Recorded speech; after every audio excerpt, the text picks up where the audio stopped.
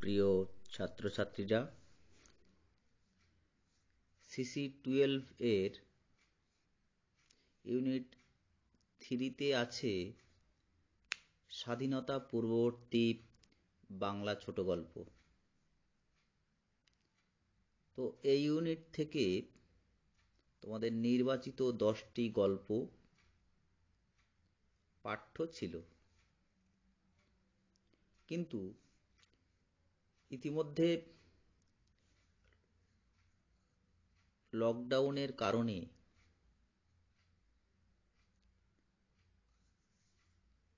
University কর্তৃপক্ষ 10টি ছোট গল্প থেকে 3টি ছোট গল্প কমিয়ে দিয়েছে।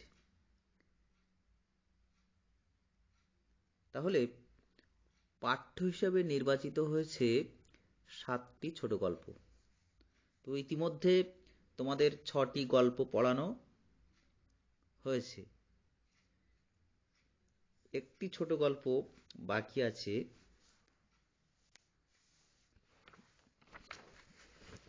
যেটা আমরা আজ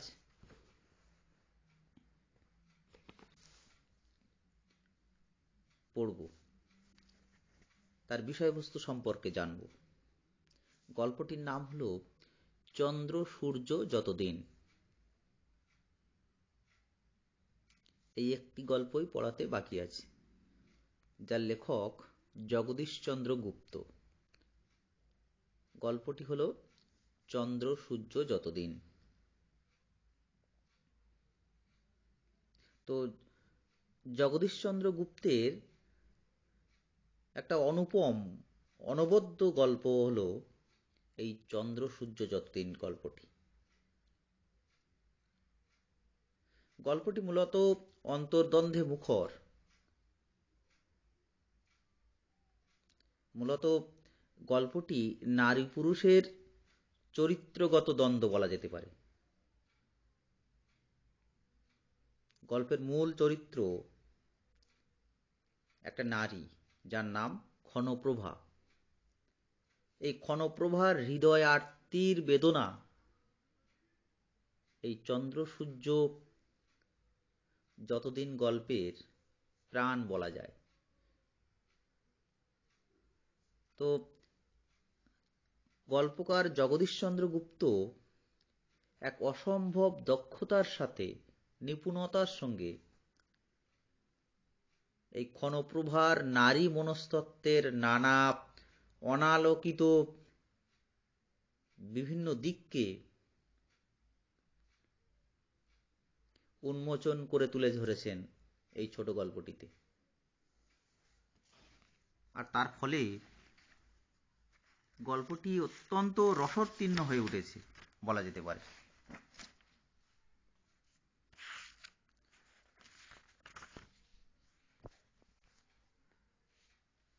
তো গল্পটির এই মনস্তত্ত্ব, বিশেষ করে নারী মনস্তত্ত্ব বা স্বামী স্ত্রীর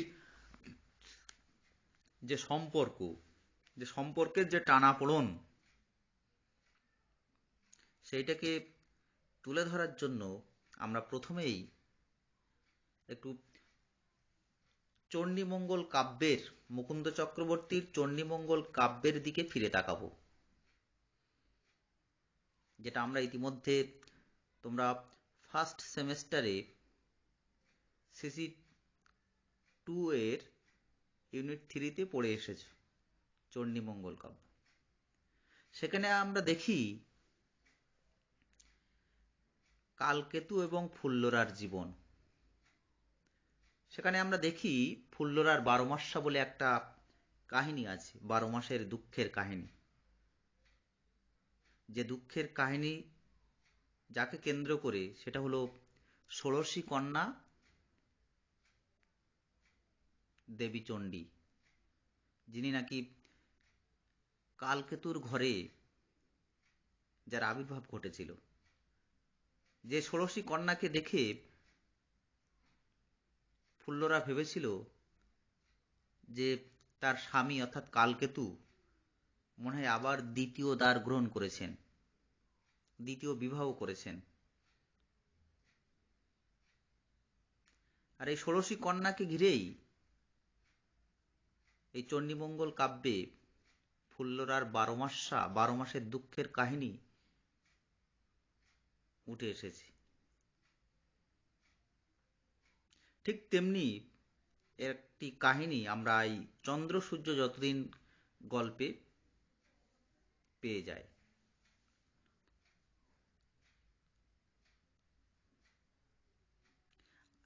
সাধারণত আমরা জানি যে গ্রাম্য বধূরা, বিশেষ করে বাঙালি নারীরা, জীবনের সবকিছু তারা ভাগ দিতে চায়, কিন্তু স্বামীকে কারো ভাগ দিতে চায় না বাঙালি বধূরা। চলতে একটা কথা আছে গ্রাম বাংলায়,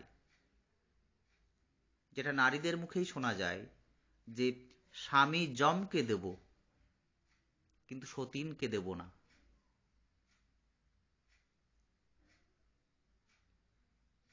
সত্যিই তাই, স্বামীর ভাগ কোনো নারী কাউকে দিতে চায় না, তাতে সে মৃত্যুবরণ করতেও শিকার।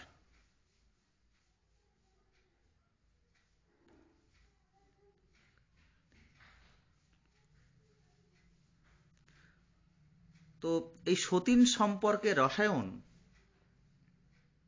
এই গল্পে খুব পরিষ্কারভাবে উঠে এসেছে।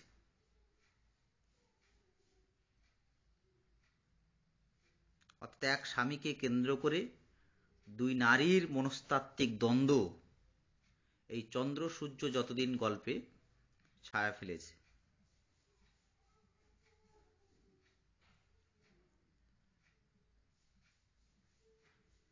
এই চন্দ্র সূর্য যতদিন গল্পটি মূলত একটা স্বামী বিভাজনের গল্প বলা যেতে পারে। এই স্বামীকে কেন্দ্র করে দুই সতীনের মধ্যে এক কোলাহলপূর্ণ কলহ, ঝগড়া, একটা চাপা ক্ষোভ উপস্থিত হয়েছে, যেটা প্রকাশ্যে না এলেও একটা চাপা সন্ত্রাস কাজ করেছে দুই নারীর মধ্যে। এখানে এই গল্পে আমরা দেখি গল্পের প্রধান অবলম্বন হলো, প্রধান নারী চরিত্র হলো ক্ষণপ্রভা, যার স্বামী দিনতারণ। এই ক্ষণপ্রভার সতীন হিসাবে এই সংসারে, অর্থাৎ ক্ষণপ্রভা এবং দিনতারণের সংসারে আসে একটি মেয়ে, যে মেয়েটি আর কেউ নয়, সেই মেয়েটি হল ক্ষণপ্রভারই নিজের বোন, সহোদরা যাকে বলা যেতে পারে। নিজের বোন সতীন হিসাবে উঠে এসেছে এই গল্পে, দিনতারণের দ্বিতীয় স্ত্রী হিসাবে। তাই আমরা দেখি ক্ষণপ্রভার সঙ্গে তার বোনের প্রকাশ্যে কোনো ঝগড়া বা কলহ উপস্থিত না হলেও একটা চাপা ক্ষোভ তার ভিতরে সর্বদা কাজ করেছে। ক্ষণপ্রভা প্রকাশ্যে কিছু না বলতে পারলেও নিজের ভিতরে ভিতরে সে গুমরে মরেছে। কারণ এই গুমরে থাকার একটাই কারণ, তার আপন ছোট বোনের সাথে সে ঝগড়া করতে চায়নি, কলহ যাপন করতে পারেনি। তবে স্বামী দিনতারণকে ধরে রাখার চেষ্টা যে করেনি ক্ষণপ্রভা, এ কথা বললে ভুল বলা হবে। কারণ ক্ষণপ্রভা চেয়েছে তার স্বামী দিনতারণকে নিজের কাছে ধরে রাখবার জন্য চেষ্টা করেছে। এই চেষ্টা করতে নিজে যখন ব্যর্থ হয়েছে, তখন ক্ষণপ্রভা তার একমাত্র শিশুপুত্রকে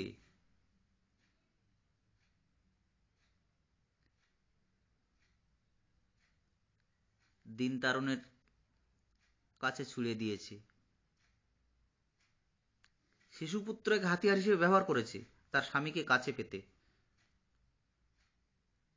কিন্তু কথাই বলে না, মেয়ে মানুষ কুড়িতে বুড়ি। ক্ষণপ্রভার ক্ষেত্রেও যেন অনেকটা সে কথাটাই কাজ করেছে। ক্ষণপ্রভার বয়স বর্তমানে 19 বছর, অর্থাৎ সেই 20-র দৌড় গোড়ায়, অর্থাৎ প্রায় বুড়িতে পরিণত, মেয়েলি ভাষায়, গ্রাম্য ভাষায়। সেজন্য আমাদের মনে হয় দিন তারণ এই 20তে বুড়ি অর্থাৎ ক্ষণপ্রভার দিকে, ক্ষণপ্রভা যতই তার স্বামীকে ধরে রাখার চেষ্টা করুক, সে ক্ষণপ্রভার দিকে এগিয়ে যায়নি। দিন তারণ এগিয়ে গেছে নব যৌবন প্রাপ্তা ক্ষণপ্রভার বোন প্রফুল্লর দিকে।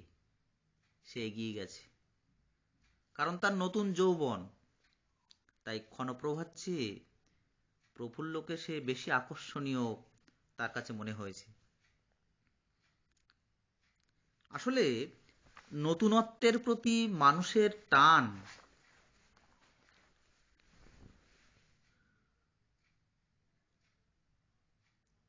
আগাগোড়ায় বিদ্যমান। এ জিনিস দেখা যায় যে নতুনত্বের দিকে মানুষের একটা টান। এখানেও যেন দিন তারণের ক্ষেত্রে সেই কাজটি আমরা দেখেছি, প্রফুল্লের দিকে ঝুঁকে যাওয়ার দিক। এই প্রফুল্লর নতুন যৌবন, এই নতুনের আবির্ভাব পুরাতনকে অর্থাৎ ক্ষণপ্রভাকে যেন এই গল্পে কিছুটা অপ্রাসঙ্গিক করে দিয়েছে বটে।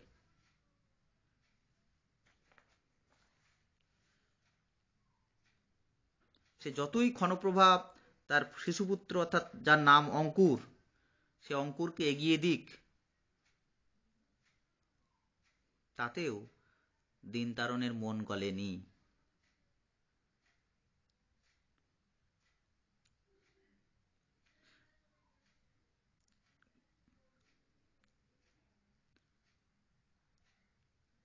আসলে এই গল্পে আমরা দেখি যে ক্ষণপ্রভা এক সন্তানের মা। তার একটি পুত্র আছে যার নাম অঙ্কুর। সে দিন তারণের স্ত্রী ক্ষণপ্রভা। আর তার পুত্রটির বয়স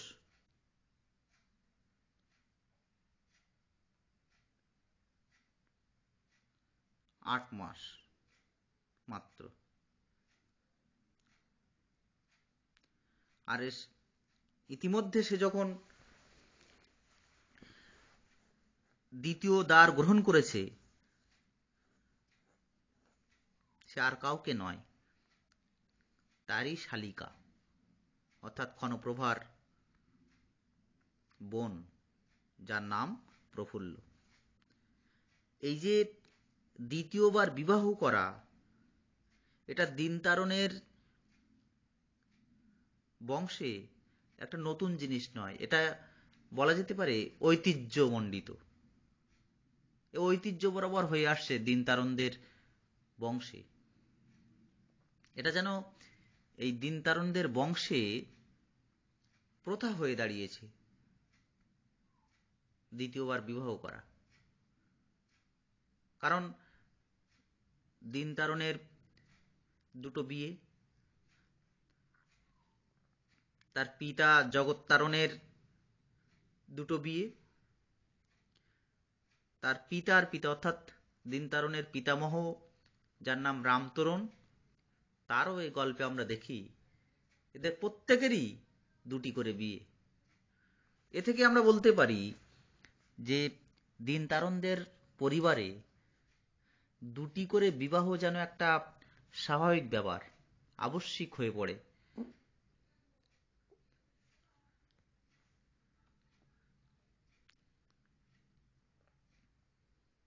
তবে দিন তারণের ক্ষেত্রে যেটা ঘটেছে সেটা অন্যদের ক্ষেত্রে ঘটেনি।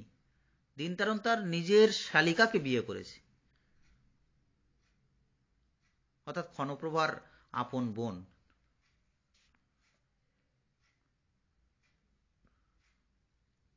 যে বিয়েটাকে কেন্দ্র করে গল্পে একটা নাটকীয়তা তৈরি হয়েছে।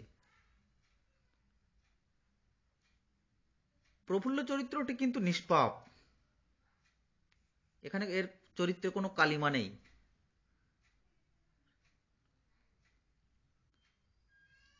সে যে দিদির স্বামীর উপর ভাগ বসিয়েছে, এ ভাবনা তার হৃদয়ে কোনোদিন জায়গা করে নেয়নি।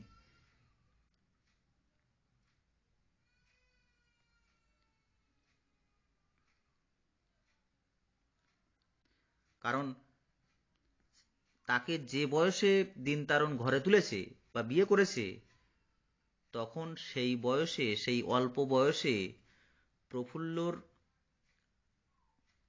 এটা ভাবার জায়গা তৈরি হয়নি যে সে তার নিজেরই স্বামী, দিদির অর্থাৎ ক্ষণপ্রভার স্বামীর উপরে ভাগ বসাতে চলেছে। এ ধারণা তার তৈরি হয়নি। এমনই কাঁচা বয়স তার, প্রফুল্লর।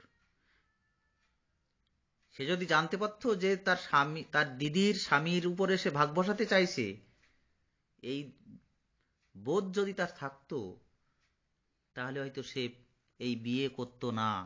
কিন্তু সেই উপলব্ধি তার তখন হয়নি, না হওয়াটাই স্বাভাবিক।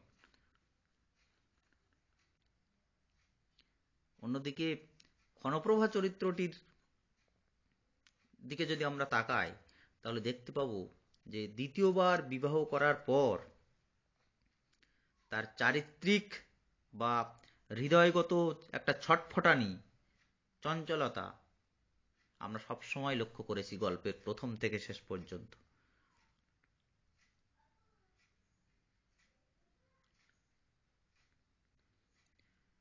ফলে গল্পটি কেন্দ্রেতে আছে ক্ষণপ্রভার হৃদয়ের আর্তি, হৃদয় বেদনার আর্তি বলা যায়।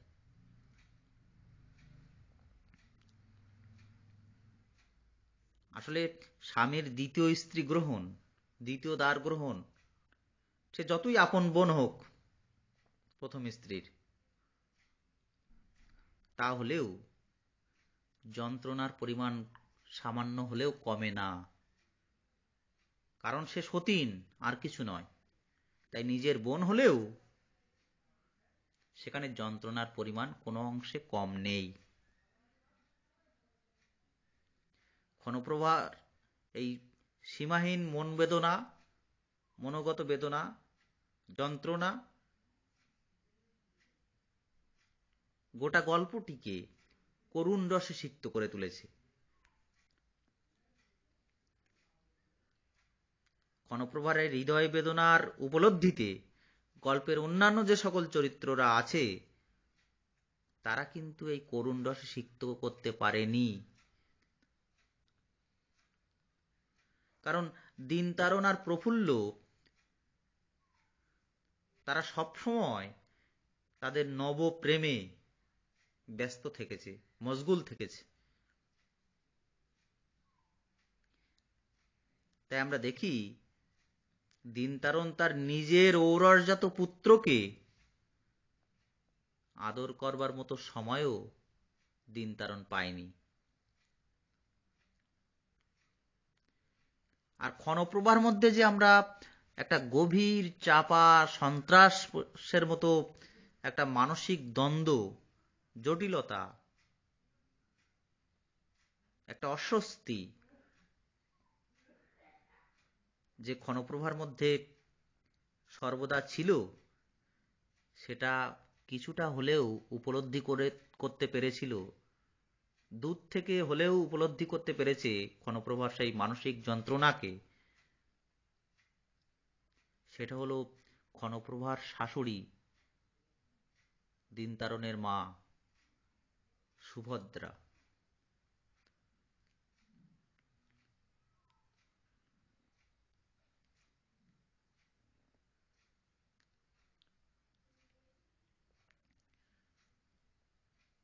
প্রথম দিকে এই সুভদ্রার লোভ কিছুটা থাকলেও তৃতীয়ত ছোট গল্প ও গীতি কবিতার মধ্যে একটা নিবিড় সম্পর্ক আছে। এরা যেন একই বৃন্তে দুটি কুসুম। এই দুটিতেই, অর্থাৎ ছোট গল্প এবং গীতি কবিতার দুটিতেই কবির ব্যাপ্তির হৃদয়ের কথা এক শৈল্পিক অর্থাৎ শিল্পসম্মতভাবে ব্যক্ত হয়। যেমন উদাহরণ হিসেবে যদি বলি, তাহলে রবীন্দ্রনাথের এক রাত্রি গল্পের কথা এখানে চলে আসবে অতিথি গল্পের কথা, চলে আসবে নারায়ণ গঙ্গোপাধ্যায়ের টোপ গল্পের কথা, যেখানে যে গল্পগুলো আমরা পড়লে আমরা নিশ্চয়ই বুঝতে পারবো যে এই গল্পগুলো লেখা হয়েছে অনেকটা যেন কবিতার মতো করে, কবিতার মতো ভাষাভঙ্গিতে। গল্পগুলো মন দিয়ে যদি পড়া যায় তাহলে নিশ্চয়ই বুঝতে পারবো যে আমরা গল্প পড়ছি না কবিতা পড়ছি। অন্যদিকে উপন্যাস হলো সমাজের দর্পণ। সমাজের সমস্ত রূপটাই আমরা দেখতে পাই এই উপন্যাসের মধ্য দিয়ে। এর উদাহরণ হিসেবে বলা যেতে পারে শরৎচন্দ্রের পল্লী সমাজের কথা, যে পল্লী সমাজ উপন্যাসে একেবারে সমাজের খুঁটিনাটি জিনিস, খুঁটিনাটি বিষয়বস্তু একেবারে নিখুঁতভাবে অঙ্কন করেছেন শরৎচন্দ্র চট্টোপাধ্যায়। সমাজের নগ্ন রূপকে বেশ সুন্দরভাবে ফুটিয়ে তোলা হয়েছে এখানে। চতুর্থত, উপন্যাসের আয়তন হয় দীর্ঘ। যেমন তারাশঙ্কর বন্দ্যোপাধ্যায়ের হাঁসুলিবাকের উপকথা, মানিক বন্দ্যোপাধ্যায়ের পুতুল নাচের ইতিকথা, এসব উপন্যাসগুলি বেশ দীর্ঘ, বেশ বড়। সে তুলনায় ছোট গল্পের আয়তন হয় বেশ ছোট। যেমন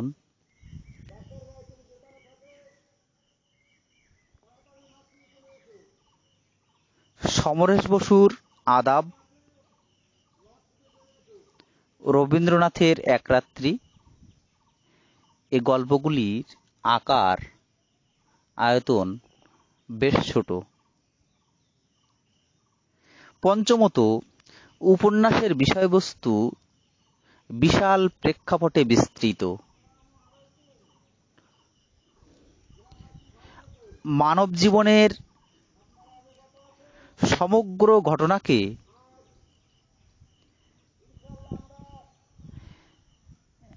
উপন্যাসে তুলে ধরা হয়। এর উদাহরণ হিসেবে বলা যেতে পারে মহাশ্বেতা দেবীর অরণ্যের অধিকারের উপন্যাসের কথা, শরৎচন্দ্রের শ্রীকান্ত উপন্যাসের কথা। এই সমস্ত উপন্যাসগুলির বিষয়বস্তু একটা বিশাল প্রেক্ষাপট নিয়ে রচিত হয়েছে, এর কাহিনী গড়ে উঠেছে। অপরদিকে ছোট গল্পে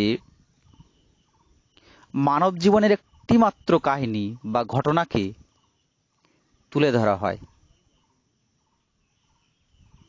সমগ্র ঘটনাকে নয়, একটা মানুষের জীবনের, একটা চরিত্রের সমগ্র ঘটনাকে ছোট গল্পে তুলে ধরা হয় না। এখানে তুলে ধরা হয় গোটা জীবনের একটি মাত্র কাহিনী বা ঘটনাকে, যাকে বলা হয় বিন্দুতে সিন্ধু দর্শন। এই একটি মাত্র ঘটনাকে কেন্দ্র করে ওই চরিত্রের আকার, ইঙ্গিত, প্রকৃতি সবই বোঝা যায়। যেমন প্রেমেন্দ্র মিত্রের মহানগর গল্প, কমল কুমার মজুমদারের মতিলাল পাদ্রী গল্পের কথা, এইসব গল্পের কথা এখানে উদাহরণ হিসেবে বলা যেতে পারে। ষষ্ঠত, উপন্যাসের বিষয় বা চরিত্রগুলি আসে ভিন্ন ভিন্ন আলাদা আলাদা পরিবেশ থেকে।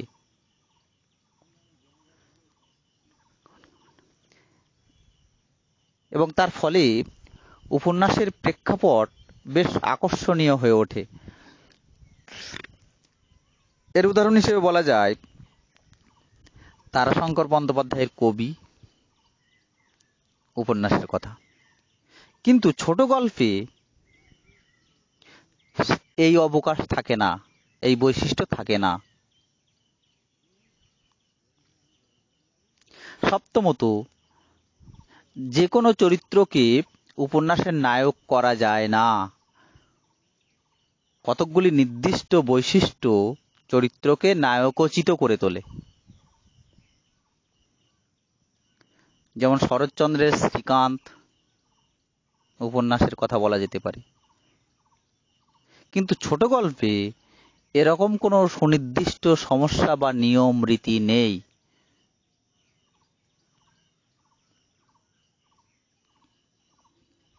অষ্টমত, উপন্যাসের কাঠামো কিছুটা শিথিল, অর্থাৎ ছোট গল্পের মতো অতটা আঁটোসাঁটো নয়। নবমত, ছোট গল্প সৃজনী গদ্যের নবতম রূপ,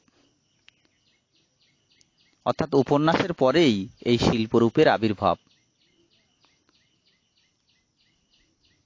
অর্থাৎ এখানে আমি বলতে চেয়েছি যে উপন্যাস হলো প্রবীণ আর ছোট গল্প হলো অপেক্ষাকৃত উপন্যাসের চেয়ে নবীন। এই যেসব পার্থক্যগুলো আমরা আলোচনা করলাম, এইসব পার্থক্য বা তুলনামূলক আলোচনাজনিত কারণেই ছোট গল্প ও উপন্যাস আধুনিক শিল্প মাধ্যমে পরিণত হয়েছে। আর সে কারণেই উপন্যাসের বিষয়বস্তুকে, বিশাল ঘটনাকে সংক্ষিপ্ত করলে যেমন ছোট গল্প বলা যায় না, ঠিক তেমনি ছোট গল্পের বিষয়বস্তুকে বিস্তারিতভাবে বর্ণনা করলে তাকে আবার উপন্যাস বলা ঠিক হবে না।